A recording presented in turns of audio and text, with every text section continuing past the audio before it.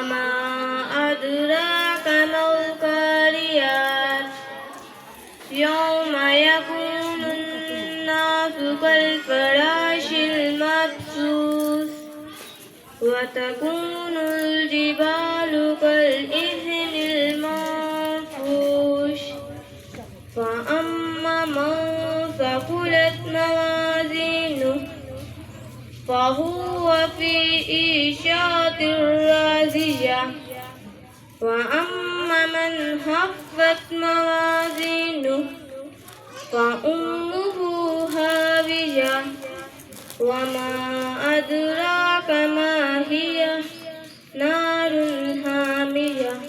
آمنت بالله صدق الله العظيم.